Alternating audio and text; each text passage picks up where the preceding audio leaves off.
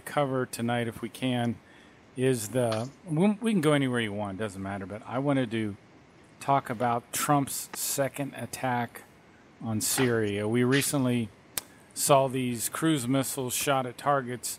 And the more I thought about this whole incident, the more I wondered, isn't it really dangerous to be destroying chemical weapons with bombs and missiles? I would think that chemical weapons, you'd have to blow them up underground or in some kind of controlled way, or you're asking for an environmental disaster. Is that correct, or is that not true? Well, you're asking for some kind of a disaster. It would certainly be a hazardous waste disaster, and it's going to be, depending on the kind of chemicals. But when you're talking about the cache that was found with Jaish al-Islam there in Duma, that was some 30 tons of chlorine. That would have been, a horrific disaster if that had gone off. Okay, so there was 30 tons of chlorine found. And tell us, have you done any research on chlorine gas? How dangerous is that? Chlorine's fairly common, isn't it? Yeah, it's fairly common, but to have it in a nerve gas form is a bit uncommon. And, obviously, if you smell the Clorox bottle, you get an idea of how toxic that can be. Right. But when you're talking about chlorine gas, it suffocates the person. It's different than sarin gas, where one drop of sarin gas will kill you. One drop. Right. The chlorine has to be more of a kind of a fog, if you will, that's inhaled, and it suffocates you quickly. The lungs just cannot take in any oxygen. And so the chlorine is, it's just remarkable, in my opinion, Mark, and a tragedy in many ways, that the gas that they showed that was found by the investigators was made by Merck Corporation in Germany, right? Who's making toxic gas and, chemical weapons in canisters coming from Germany. You'd think maybe they would want to bypass that kind of thing after what happened in World War II. Well, let me ask you then, are you saying that Bashar al-Assad is really responsible for these chemical weapons attacks? No, absolutely not. Okay, good. Because it wouldn't make sense because he's winning the war anyway, right? Well, he's winning the war, kind of. The country is in such a condition of civil war. If your whole country is being destroyed, how do you call that a win? But there are so many parties that are taking Syria apart. You have the Kurds up in the northeastern section of the country. You have the Turks who are at war with the Kurds and who are also coming down in the northwestern section of the country. You have, of course, the Russians who have a stake in a couple of bases there that they want to keep active and alive. You have the Iranians, which are there to support the regime of Bashar al-Assad and who have set up several bases. And then, of course, you have all of the mercenaries and the foreign deployment from NATO who are really invading and occupying the country in violation of international law, frankly. And that includes French troops, Canadian troops, British troops, U.S. troops, German troops, Finnish troops, Norwegian troops, and of course the Israelis. And the Israelis are engaged in really, what I would call, a demonic, absolutely demonic approach to Syria. Wow. And why is Israel so demonic when it comes to Syria? Well, it's not all Israel. It's just Israel's leadership. Okay. And frankly, I don't understand it. But from a biblical point of view, the area in Syria that is to the east of the Golan Heights is an area that biblically is known as Bashan, right? And this is where Og of Bashan used to occupy at the time that the whole of the house came over the Jordan. Now, if you go back to that old tribal land grant, it was what they call the half-tribe of Manasseh was given the land of Og of Bashan, and they had to conquer Og, who was a giant, whose bed was reportedly 18 cubits, or probably something like 40 feet long. His bed. Yeah, he was a big guy. And the house of Manasseh did in fact conquer Og of Bashan, and they took that land. Well, the thing is that I don't know what's going on in the mindset, really, of the leadership in Israel. A lot of people say they're going after what's called the Greater Israel Project, which would allow Israel to claim all the lands from the Nile River to the Euphrates River. although I think that is an incorrect reading of Scripture, frankly, that the southwestern point would be touching the Nile. The northeastern point would be touching the Euphrates, but it doesn't mean all the land that includes all of Syria and Iraq and portions of Saudi Arabia and all of Jordan and so forth. That's a ludicrous understanding of the Scripture, a generous understanding, and the Greater Israel Project has no basis in biblical law or in international law. So to the extent that Israel is pushing for that, they are at war with the international community, and it would be an illegal enterprise. Now, there's another dynamic going on there, Mark, that I think is important to know. That is that you have, first of all, you have a natural gas field off the coast of Cyprus in Israeli-claimed territory that's called the Leviathan Field. And this is a huge deposit of natural gas, significant to run all of Israel for the next 300 years, while they're exporting it into Europe. Of course, being able to export that natural gas into Europe would be a huge boon for the Israeli economy. To do that would require either shipping it in tankers, which is possible, but it's more expensive than shipping it in the tankers, say, to the port maybe at Haifa or Akko, and transporting it into a pipeline to be shipped into existing infrastructure in Turkey, where other natural gas pipelines are flowing. In addition, there is reportedly a very large oil find in what's called the Golan Heights. And for your listeners that don't know the nation of Israel well, the northeastern border of Israel is still under, basically it's a UN protectorate, and it is its legality is questioned. The Israelis will not return to Syria because the Golan presents a significant military disadvantage.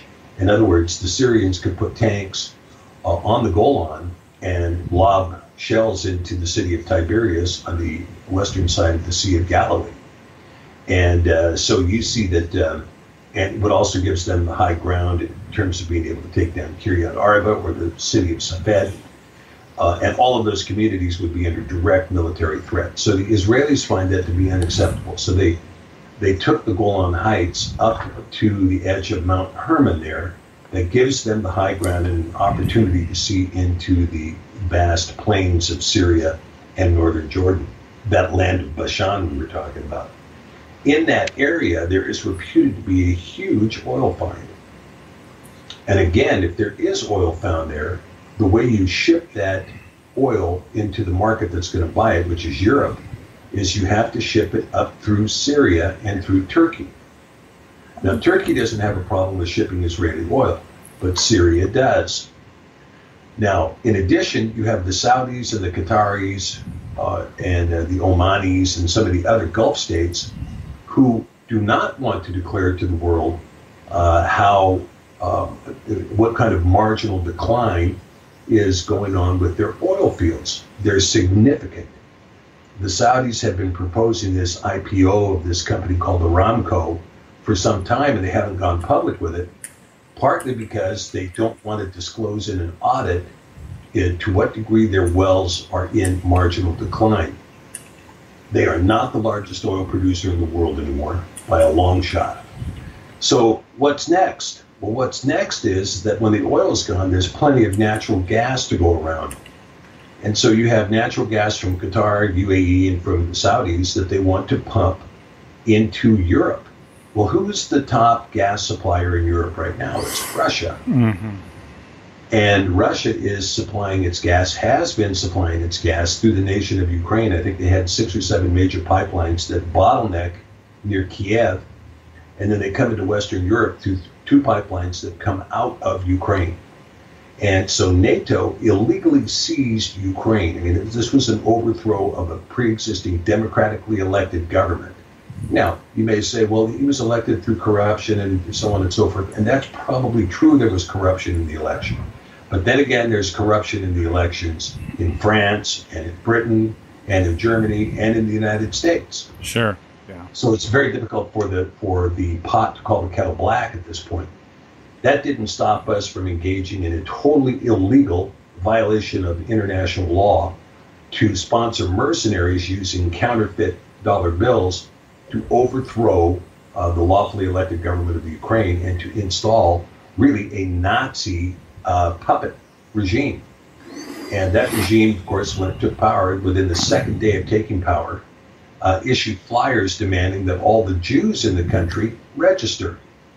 Now, let's take a moment on that, Mark, if we can, because when you talk about the Holocaust, okay, when you talk about the Holocaust, which is, of course, the moniker given to the destruction of Eastern European Jewry during World War II, together with another 17 million people who were killed by the Third Reich.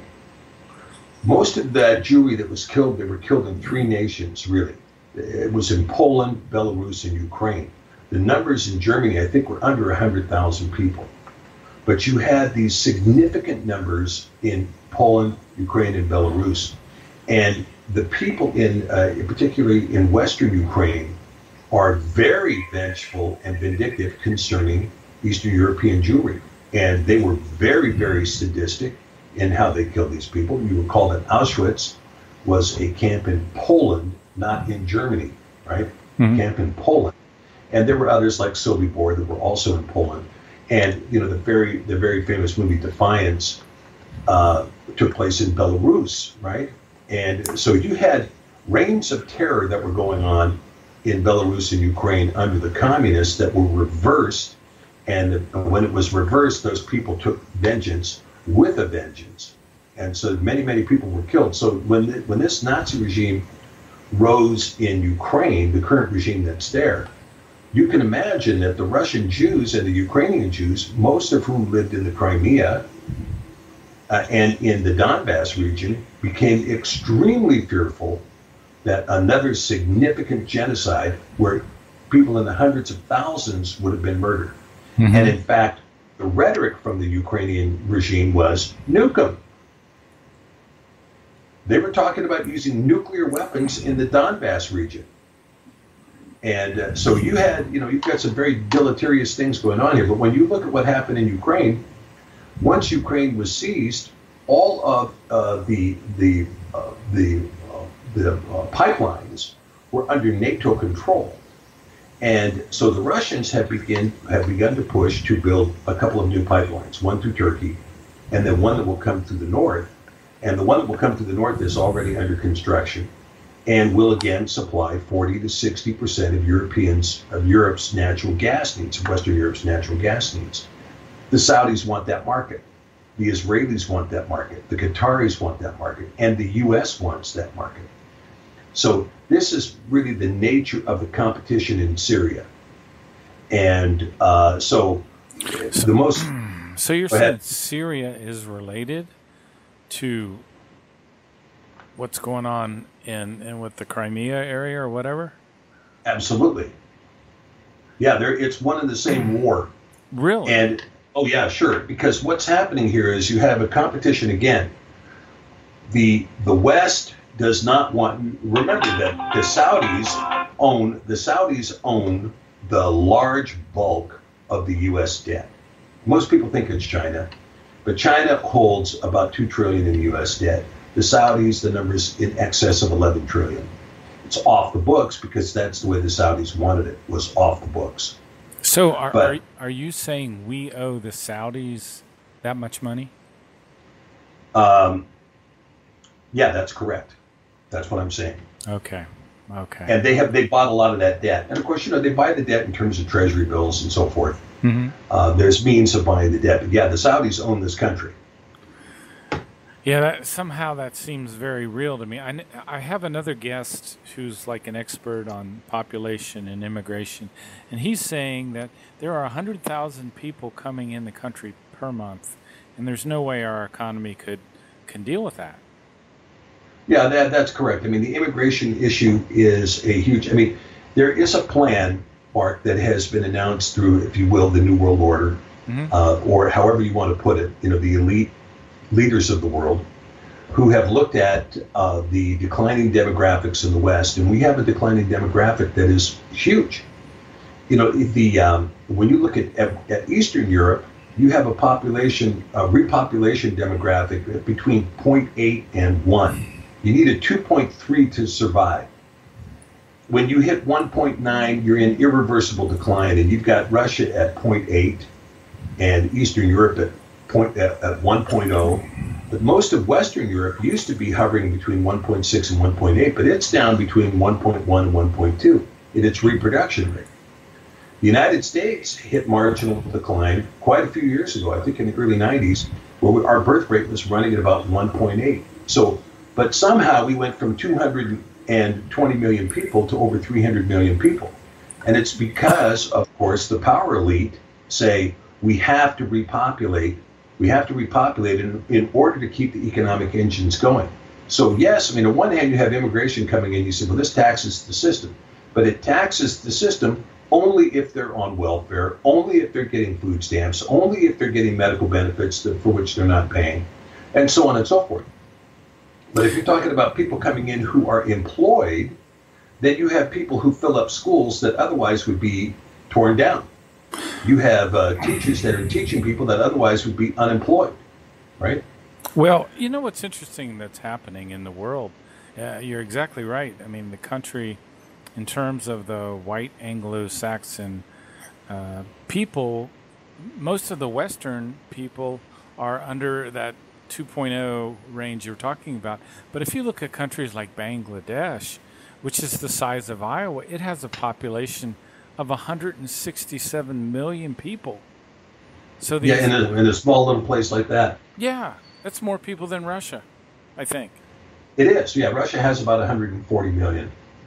So the Islamic leaders don't allow birth control, do they? No, in fact, well, it's not a question of birth control. Abortion is absolutely, unlawful in Islamic nations. And of course, they practice polygamy, although polygamy is not necessarily the rule of the day. I mean, polygamy is possible under Islamic law, but it's not necessarily the rule of the day. However, in Eurabia, in Western Europe, where they've had intense migration, they do practice polygamy because polygamy is a very quick way to expand the body of people. I mean, this is what happened with the Mormon Church when the Mormons first populated Utah. They went to polygamy in order to increase their ranks in a very short period of time. And so it would not be uncommon for one man to father 25 or 30 children. But they don't do polygamy anymore there, do they, in Utah? No, polygamy is not part of the Mormon Church anymore. I did not think that was the case. Yeah. So we have this whole weird thing with immigration, and which I think is a disaster. What are your thoughts? I think the immigration, the way it's going, is a disaster. Well, the problem is with immigration is that you have, first of all, it's totally unsupervised. Secondly, it's completely corrupted. Yeah. And this is the thing that disgusts, I think, most Americans. I think most Americans would understand immigration if we had, first of all, closed borders. Yes. Close the borders and then deal with the problems that you have. But the first thing you have to do is, if you have a leak in your kitchen, you have to stop the water from flowing before you can do anything else. Right. And it's the same thing here. When it comes to immigration, you have to close the borders and control the borders. So you say every person that comes over this border is someone we know about. And it's someone who is managed for whatever the law may be. Now, when we get to talking about amnesty or other issues on immigration, let's talk about that after we get the borders secured. But to have an unsecured border, and look, all Americans know that the borders are unsecured because Republicans like the benefit to the economy of having labor that they can bring in that can be paid beneath the minimum wage without anybody talking about it. And Democrats like the borders being unsecured because they secure a voting bloc that allows them to unseat the Republican that wouldn't close the border. And so both parties have they have a dog in the hunt. Both parties have a dog in the hunt. That's why they're both unwilling to secure the border. But what about Americans? What about the people who live here? Don't we have a right to have our vote protected? My big shtick with immigration, Mark, has to do with the vote, okay? We don't have any rights anymore, right? We don't Yeah, have any rights. Go ahead. yeah, we got some privileges. That's about it, Yeah, yeah. And that's on a give or take basis. Well, when you talk about voting, it's supposed to be one man, one vote. But in the state where I live, we allow for registration. If you have a driver's license, then you can vote. And you can get a driver's license with any social security number, whether or not it's valid or whether or not it's a bulk social security number given to people who otherwise don't have documentation to allow them to work in the country. So my vote is being divvied up 4, 5, 6, 10 times by people who do not have a lawful right to vote in the country, but which are given a green light by the powers that be in the state. And that's the case in Washington, Oregon, and California. And in California, it is completely inordinate. Yeah. The American citizens voting in a federal election in California are simply outvoted by foreign nationals who are allowed to cast ballots in a federal election. Jeez. Okay, let's back up a little bit because I'm going to ask you some questions to get your some take on some things. So what if the globalists are behind Hillary and Trump? So what if Hillary was the fast track to globalism? And if Hillary would have gotten in, we'd have a nuclear war with Russia already, and we'd have regime change with all those countries that General Wesley Clark talked about. But what if Trump is the slow train to globalism? I mean, here he is firing missiles again at Syria.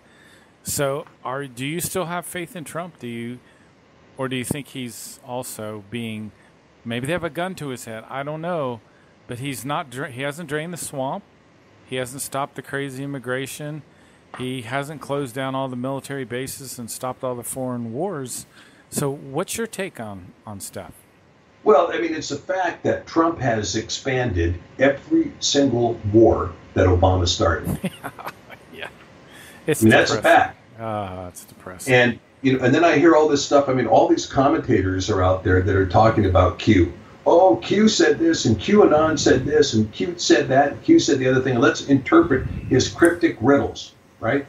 Well, Q is a psyop. That's my humble opinion, Mark. Okay? Q is a psyop, and he's there to put out these cryptic riddles, or he or she or they are there to put out these cryptic riddles in order to keep the conservatives going, we're going to drain the swamp. It's going to happen. Mm-hmm. Somebody's going to get indicted. Look. The facts, Judge Napolitano said it 4 years ago. The facts where Hillary Clinton are concerned are so open and shut, it would take a jury 5 minutes to convict her. Right. I mean, they're just open and shut. Is this your server? Yes. Did you put these documents on that server? Yes, I did. Did you have permission? No, you didn't. Okay, here's the felony statute right here. That's espionage, and you've got 6,250 of them. Oh, my goodness. End of story. Yeah. How difficult is it? Well, no. Hillary, as you know, is above the law, as is Debbie Wasserman Schultz, as is Huma Abedin, as is everybody else. They're all above the law. And, when everybody's above the law, this is what the powers that be do not understand. They can convince this little group of sycophants that they have in New York that call themselves the media, right? They all drink from the same Kool-Aid bowl. And they're all convinced, everything that's on the other side of the Hudson River is out there, right? Flyover country. I don't know if you ever saw that cartoon. It's like, here's Manhattan, there's New Jersey, that's over there. Everything else is over there, right? Okay. Completely provincial New York mindset. You have the same thing in L.A. Everything outside of L.A. is just wasteland as far as the people who live there are concerned. Well, the New Yorkers are under the impression that if they convince themselves, the rest of the world is convinced. The rest of the world knows a story that those people in the mainstream media do not know, which is that they are perceived as liars, thieves, thugs, and murderers, and perverts all over the world. Mm-hmm. Everybody knows who they are. Yeah. And, so when they come out and they're telling America, we're this, we're that, we're the other thing, well, you know what? We have, like, I'll give you an example, Pedogate, right? Who's been prosecuted on Pedogate? Nobody. Who's been prosecuted on the murder of Seth Rich? Nobody. And instead, we get another set of false flags, like the shooting at Parkland. Yeah. So, the Parkland shooting, As far as I'm concerned, that looks like another false flag to me. Do you agree? Yeah, I totally agree. I mean, come on. How many high schools do you know of have the Secret Service show up 2 weeks before and say, No. we're here? Right. Okay, what are you guys doing here? Well, we're going to stage a live ammunition drill. Now, look, if I'm the principal and I hear live ammunition drill, right? What? A live ammunition drill? Sorry, I'm out of here. Right. I'm out of here, and all my students are out of here. We're not going to be here. We're going to be gone. We'll be down in Key West having spring break for the following semester, right? Wow. But so you have all these things that take place, and they're all designed to do the same kind of thing, and it's the same psyop, the same rhetoric over and over again. Now, the situation in Syria was a grievous disappointment for me. Yeah. And I gave my ticket back to the conductor and respectfully got off the Trump train. I did too. Okay, that was it. Yeah. And I know what happened in Syria. I know it clear as a bell. Everybody knows it clear as a bell. These white helmets, they are paid by American tax dollars to lie about a false flag. I mean, that's what they're paid to do. So what do you expect them to do? You think they're going to do something? Yeah, they're going to lie about a false flag because they're paid to do that. They're the only source in the world that said, oh yeah, Syria, the government, used chlorine gas to kill all these children. The children have now come forward and testified, we were paid $10 in candy bars to let them hose us down with water for the cameras. Oh yeah. Let's talk about that, because one of the doctors, quote unquote doctors, he kind of looks at the camera and he winks, and then he falls over, and then the little kid beside him kind of opens his eyes and smiles, and then closes his eyes. Is that the one? Is that the one you're talking about? Right. I mean, totally set up. And in the meantime, and why are they doing this? They're doing this because Theresa May, who, in my opinion, got elected perpetrating a fraud on the people of the UK, she was supposed to be the Brexit leader, and she has now since changed her mind, and she intends on leading the UK to maintain the UK in the EU. They're never going to get free of the EU. And so as a consequence, she is completely misleading that country. And she set up this ridiculous Skripal poisoning, which they've now launched it and put it square in the hands of the MI6 being responsible for that poisoning. And she needed to cover it. And so they covered it by by initiating this so-called fake gas attack that was totally orchestrated and funded by MI6 in Syria, using the white hats, which are funded by the United States, to fake this gassing. And then once they have this lie, then they come out and say, well, if we say it's true, therefore it's true. You know who believes that are pathological liars, okay? People who lie all the time, they can't tell the difference between the lie and the truth. And so they figure if they just keep saying it, the lie is going to be believed. But I hate to break the news to people. We live in an information age, an international information age, that is capable of conveying all kinds of sources in a very short period of time. And so it didn't take long at all before investigators were in the field in Duma saying, no traces of gas, nobody in the hospital, no dead bodies, no nothing. So was there really tons of chlorine found? Yes, there was. What happened is, what's going on is this. First of all, you have these operators who in this Jaish al-Islam, al-Nusra, ISIS, ISIL, Al-Qaeda, etc., that are in Syria, okay? Mm-hmm. A lot of those guys are wearing tzitzit. Now, do you know what tzitzit are? No. Okay, in the Jewish world, there is a Torah command that a person is supposed to wear fringes, if you will, on the four corners of your garment, fringes. Mm-hmm. And they're supposed to be laced with a blue ribbon that reminds you of the Torah. Okay, so it's a Torah command to wear these fringes on the four corners of your garment. Now, a lot of people in the Messianic world, incorrectly, in my opinion, wear them on the four belt loops of their pants. But you'll see people wearing tzitzit. Well, these guys are wearing tzitzit that are fighting for Jaish al-Islam. Long and short of this, there's no command in the Quran to wear tzitzit, okay? They're Israelis? They're Israelis. Okay. And they're perpetrating these heinous acts of barbarity in order to paint Islam as a heinous, barbaric theology. And so this is what's going on. And in the meantime, the Israelis have no problem in completely disrespecting international law and bombing the daylights out of Syria whenever they feel like it. And, we're the proud Israelis. We've got the best fighting force in the world. They say as they stack their F-15s up over the coast of Lebanon and fire their missiles over Lebanese territory into Syria to make their strikes, right? Mm-hmm. And so it's, in my view, it's violations of international law at a very, very high level. And there's no accountability. Just like everybody's above the law in this country that's in the political class, so Israel and the United States are above the law when it comes to international law, the law of nations, the laws against crimes against humanity, the 1947 Nuremberg Code. The U.S. and Israel are above those laws.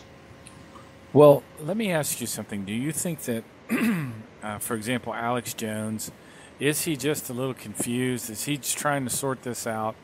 Or is he a person that's just there so we kind of spin our wheels and don't get anything done?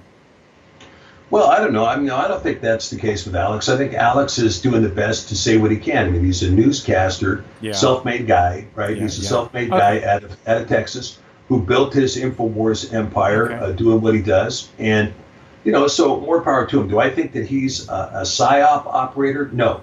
Do I think Q is a PSYOP? Yeah, Q is a PSYOP. What about Dr. Steve Pidgeon?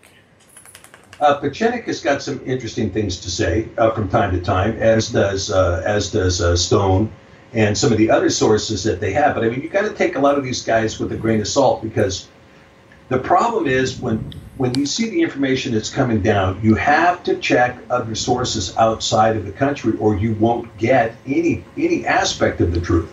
There are people on the ground who will testify. There was a gal from Canada who was an eyewitness in Syria. She had a lot to say.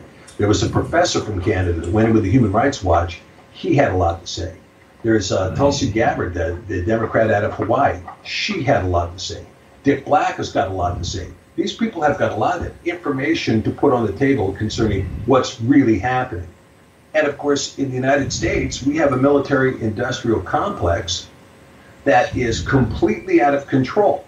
They do not care how many people they have to kill, how many countries they have to destroy, whether or not they displace the entire demography of the Middle East and land it in Europe, and then force all those families in Europe to carry that displacement. They could care less. As long as the F-35 gets funded, right? As long as the next generation of research on SpaceX gets funded, as long as whatever program it is that they're building gets funded, they don't care. And they don't even care anymore whether or not the military hardware they're building is actually good. Yeah, they good could care less. Good point. Very good. Because that F-35 has so many holes in it.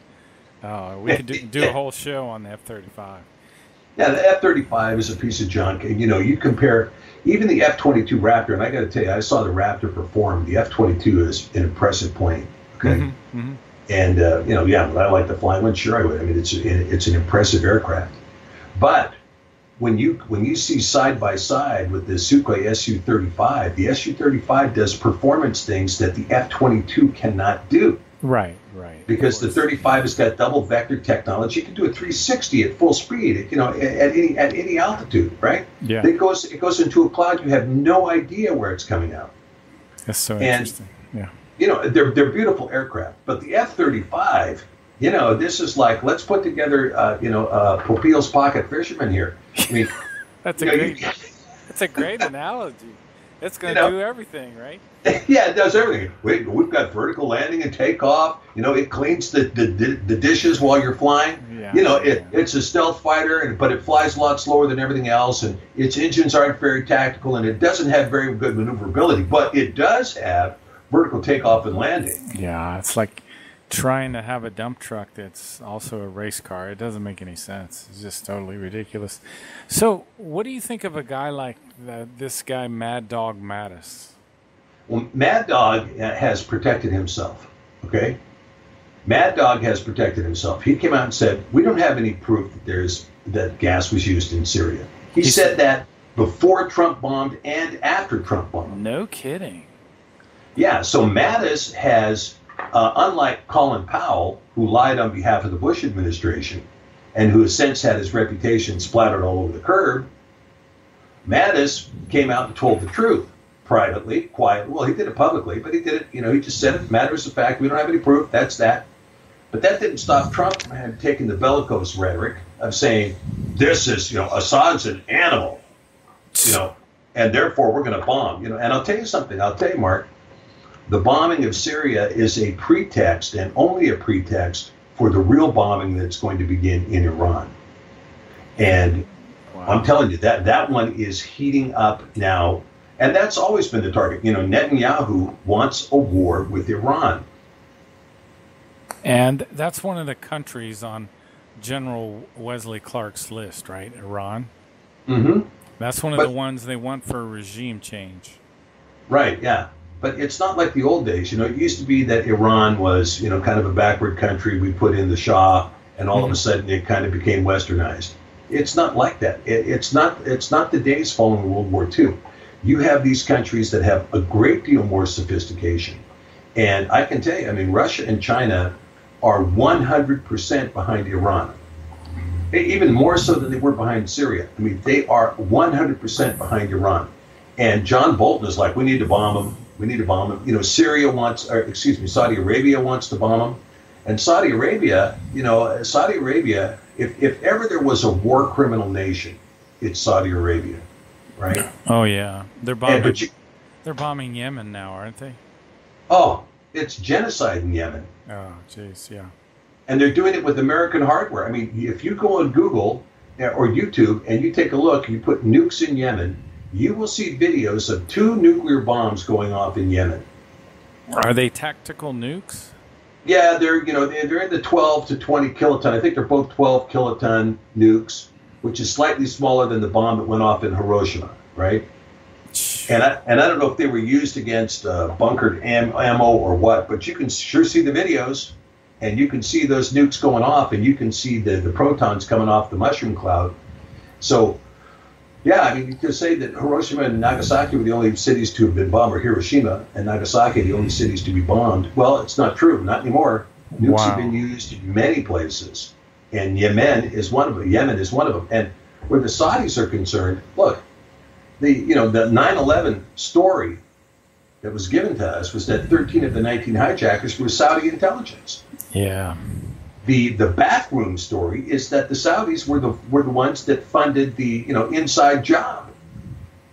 Either way, you have Saudis are controlling the publishing of textbooks in the United States. That's why all of these schools are teaching the 5 pillars of Islam and telling children to pick up an Arabic name and give the Shahadadan, the confession of faith in Islam, and pray on a prayer blanket, when every other form of Christianity is, you got the ACLU down there beheading people if you even mention a Bible, but the Quran walks right in the door and they're teaching it right in the classroom. And it's been going on all over the country. They're the ones that put 1,200 mosques in the United States. And they're the ones that have been sponsoring some of the worst form of terrorism in the world, including putting the money behind ISIS. That's a Saudi-funded operation.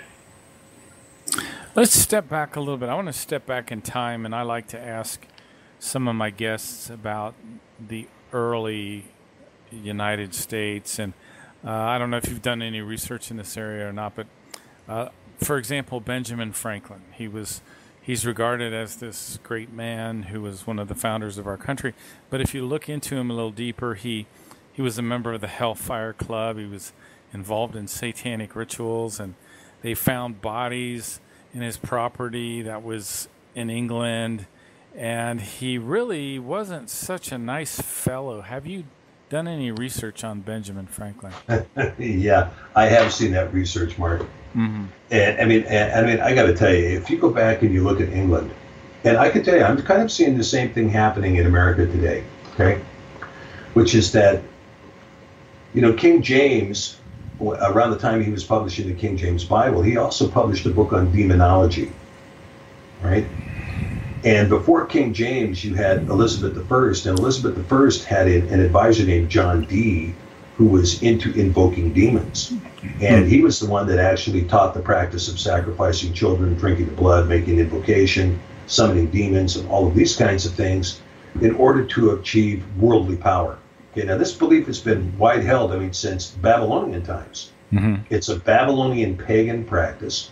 And England, during this period of time when you're talking going from, and remember that 1776, it was Wieshaupt that formed the Illuminati, right? Which was the satanic arm of the Jesuits. And the Jesuits and the Masons, pretty much merged about that time. And so you had these secret societies that were blooming everywhere. I mean, from the early 1500s on, you had secret societies blooming everywhere. And there were a ton of secret societies in London, one club after another. And some of their practices were worse than others. Some of them did engage in human sacrifice. Some of them engaged in child sacrifice. Many of them engaged in the drinking of blood. But they were all secret societies that had occult trappings and satanic worship there. Now, when you talk about the real history of America, had people that were part of this really explosion that took place with the Protestant Reformation around the time of the publication of the 1560 Geneva. Now, there were precursors in Scotland and in the Netherlands and in Switzerland and in the Czech Republic and even in France. There were precursors to this emergence of John Calvin. But when Calvin comes around and you get to the 1560 Geneva, that was kind of the peak of the wave, if you will. The white cap of the wave happened with that publishing. And there was a real movement that took place inside the Puritans and other reformed, the Huguenots and some of the Hussians. There were a lot of reforms that were happening, and those reforms pushed into America. This is why William Penn in Pennsylvania was a Quaker state, and the Massachusetts Bay Colony was a Puritan state. And those people were trying to follow, at least to some degree, some level of scriptural righteousness, to some degree, right? That wasn't the case everywhere. I mean, Georgia was a prison colony, and Jamestown was really a political colony. But by the time you get to 1776, you had opportunists who would create a nation that was designed to be the warrior nation on behalf of the tripartite relationship between Rome, London, and Washington, D.C. That's why Washington, D.C. was built on a Masonic symbol, and the White House is at the base of a pentagram, an open-ended pentagram, so the wickedness can flow to the west of Washington, D.C.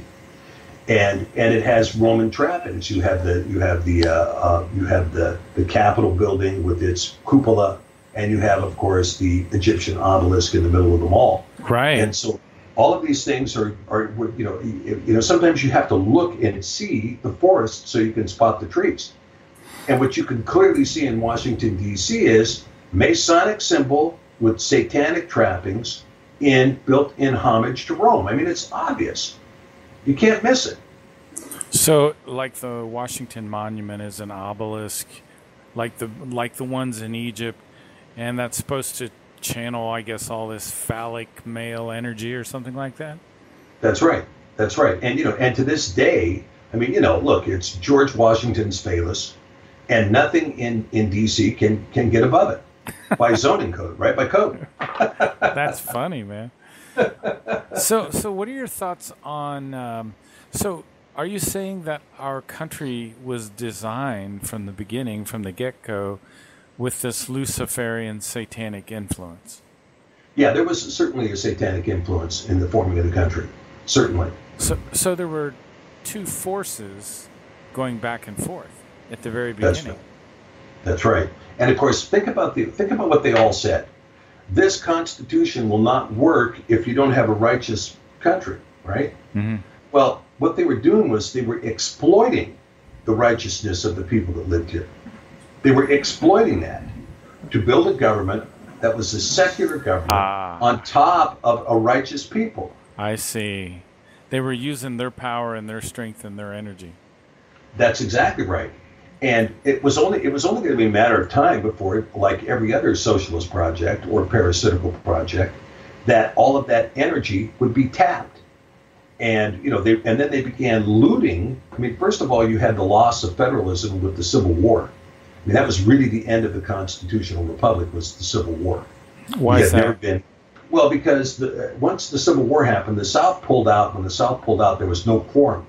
So everything that Abraham Lincoln did was not pursuant to an American government. It was an emergency war government that operated under the Lieber Code, General Rule 100, which is still in effect today, and it's martial law.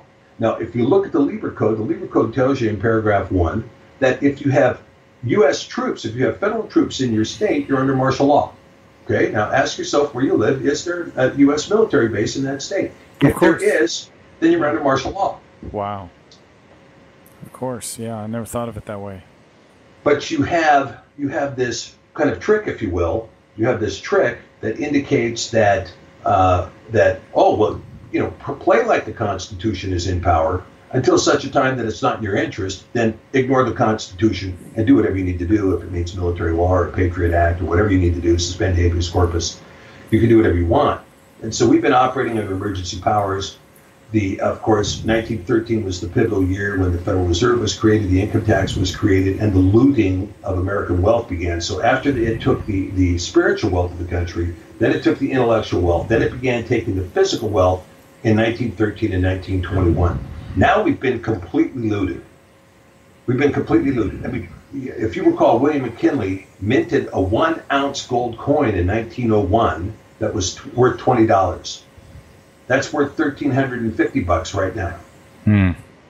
Okay, so that tells you how much the currency has been looted. It's been looted to the tune of 97 to 98% of its value. And Americans don't even know it because we're just sitting here in the pot cooking like a nice, comfortable frog. And so now we're on the verge of a complete looting of the country. I mean, what is being prepared right now, Mark, is a total looting of America. In the same way that the Soviet Union was looted after its collapse, America is going to be looted after this next confrontation. So you think we'll go to war against Syria and then we'll have an economic collapse? And it's not going to be against Syria. It's going to be against Iran. Against Iran, excuse me. Yeah, that's what I meant.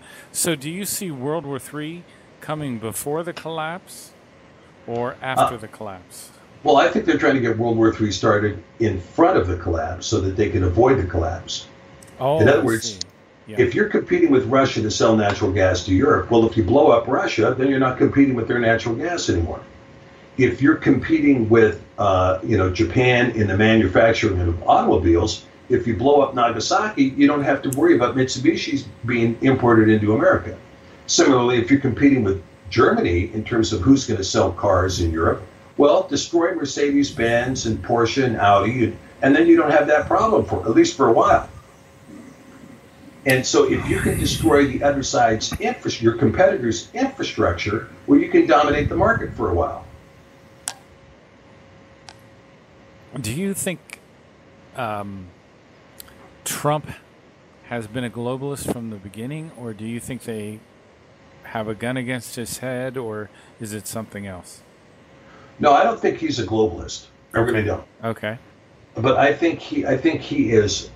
First of all, I think he has this kind of apprehension about a need to be macho. And so he said something. He says, "I've been really tough on Russia." Well, you haven't been really tough on Russia. You exposed the Western world to within seconds of a nuclear holocaust. Exactly. And that is not being tough on Russia. That's just being absolutely reckless. And you're fortunate that the Russians have such a slow fuse. But that isn't going to stop him because he will be emboldened and he's going to go back after Iran because John Bolton is telling him, "Oh, just smash him. Go in there and smash him. That'll be the end of it." And it won't be. Well, it won't be. I mean, it'll be the beginning, not the end. And this sounds really bad for me to say this, but I'm going to say it anyway. It almost sounds like Trump isn't so bright in some ways. Well, I don't know. I mean, look, people, intelligence is an interesting thing, right? You're only as good as the information you have. Right. And he doesn't have dissenting opinion in the White House. He doesn't have different advisors. And the reason why is because, look, let's just take it for what it is, Mark. We have a totally corrupted society. We have a society that wants to believe a lie rather than the truth. Mm-hmm. We have a society that can't deal with the truth. That's why all the snowflakes are hiding. Yeah. Because the truth is just too brutal. And I mean, I can criticize the snowflakes, but if I was 21 years old and I was looking out on my country that owes the world $200 trillion with no chance of ever paying it back, with demographics coming from Deagle saying there's only going to be 25 million people here in 7 years. With us being on the verge of nuclear holocaust, maybe I'd be a snowflake too. I'd run for cover somewhere, right? Yeah. It's just we've hit a point where the culture out of New York is and the culture out of D.C. We're not a constitutional republic. We don't have the rule of law. We live in crass feudalism and corruption. Bribe taking is the norm. It is not the exception. Bribing and taking bribes is how the country runs. And it doesn't run on anything else. There's no integrity. There is no class. There's no stature. There's no law. And there's no standards. There's no morality. And so what Trump is doing is he's reacting here and he's reacting there. But to go to war and launch cruise missiles into a country that has suffered like Syria has suffered, and Syria did nothing. They're just there. And all of a sudden we decide, Hillary Clinton and Barack Obama, we have to have an Arab Spring and we have to displace this guy because the king in Saudi Arabia wants to sell his natural gas in Europe and he doesn't want to put the pipeline through Iraq. He wants to put it through Syria. Go kill him. I own your country. Go kill him. So you're saying that Trump really believes he was stopping the gassing of children by launching these missiles? I think that he didn't ask himself the question, is it true or not? His advisors told him this is the case, and he said, whether it's true or not, I'm going to believe it, and I'm going to act accordingly. That's kind of strange. Well, again, you're going to risk the whole planet on a lie, and I've said this before, Mark. We've put this country at jeopardy, put the whole world at jeopardy over a lie. And all of it is really, all of this is prophesied. It's all biblical. It's all laid out there. It just gives the whole story entirely that we would believe liars. And here we are. And there's a hook in the jaw. Trump doesn't know it, but he has a hook in the jaw that is leading him into this war in the Middle East. And ultimately, we're going to be destroyed because of it. I mean, I can guarantee you, the Russians who lost 16 million men in battle in World War II, fighting our war, right? Fighting our war. In other words, our strategy was, okay, let's put the Russians against Germany until we've hit them with enough attrition that all their fighting troops are gone. Then we'll invade Europe and take them down, which is exactly what we did. Right. And so the Russians have sworn 1,000 oaths that in this next war, the war will come to American soil. Oh, I hadn't heard that before. It's quite interesting. Oh, yeah. Can you elaborate on that at all? Well, sure. I mean, the Russians have sat back and said, look, America has sat here and done all this stuff because they have an ocean on one side and an ocean on the other. Mm-hmm. And they have developed their systems in order to strike America. And they have systems that are particularly designed to completely destroy the United States. Now, you got to understand that these Russians really love the United States. There are many Russian immigrants here. There are many people in Russia that would like to be here. They love the United States. The last thing they want to do on earth is destroy the United States. But if they get pushed into a war, they're going to make sure that the United States suffers. They're going to make sure of it. They had 16 million dead. They want to make sure that we feel the tragedy of war. Yep. Okay, yeah, it's overwhelming. There's just so much going on. It's strange to watch it all play out. It is, and when you talk about the economy, you see the Dredge report saying, oh, all these numbers are just glistening high and you're looking so good. And then you talk to the backroom guys who are working in Wall Street. They know the bond market is about to totally collapse. We've got, on one hand, you have one guy telling you housing prices are higher than ever. Yeah, that's because inflation is higher than ever. I mean, we're rocking at a 9% inflation rate per month right now. The dollar is being devalued against all international currencies, and the Chinese and the Russians and the Iranians have declared all-out war on the petrodollar. All-out war. And there's one country right and left, joining the war. Like Venezuela has joined the war. Brazil has joined that war. The countries are going to cryptocurrencies. Anything to get away from the petrodollar is taking place right now. And what's going to happen is you're going to see at least $2 trillion in hard cash wash back ashore. And when that $2 trillion washes back ashore, that is reflected in higher prices. Look what you're paying for a gallon of gas right now. Right? Yeah. Price of oil is going to be up over $100 a barrel. Soon you'll be looking at $4 to $5 a gallon. House prices out here have gotten to a point where you're paying $1 million for a house that when it was built was $35,000. Goodness. That doesn't reflect that all this huge demand. It reflects inflation. And you could have Wall Street at 55,000 and it would still have less value than it had in 1990. It's a crazy world. Very, very crazy world. Stephen, I always appreciate talking to you. I always like when you come on. Why don't you tell the people about your websites and your radio shows and things like that? Oh, I appreciate it, Mark. It's always good to talk with you. Yeah, our website is sepher.net, CEPHER.net. And I have a number of videos that are on what's Sepher Publishing Group is the YouTube channel. You're welcome to subscribe if you like. I spend a lot of time talking about scripture on those channels for the most part. My blogs are about that. In terms of political stuff, I do work with you, of course, and I also speak on Global Spiritual Revolution Radio and Now You See TV and other sources that have, and of course, every now and then on his Radio News Live with Stephen Ben Noon. And so we talk about, prophecy, and we talk about end times, and we talk about where we are, and can we know from prophecy where we are. And so if anybody has any questions, they can contact me at stephen@sepher.net. I'll be happy to answer questions, unless you hit me with too many questions, and I'll blank out. Okay. Have a good evening, sir. We'll talk to you later. All right. Thanks, Mark. Bye-bye.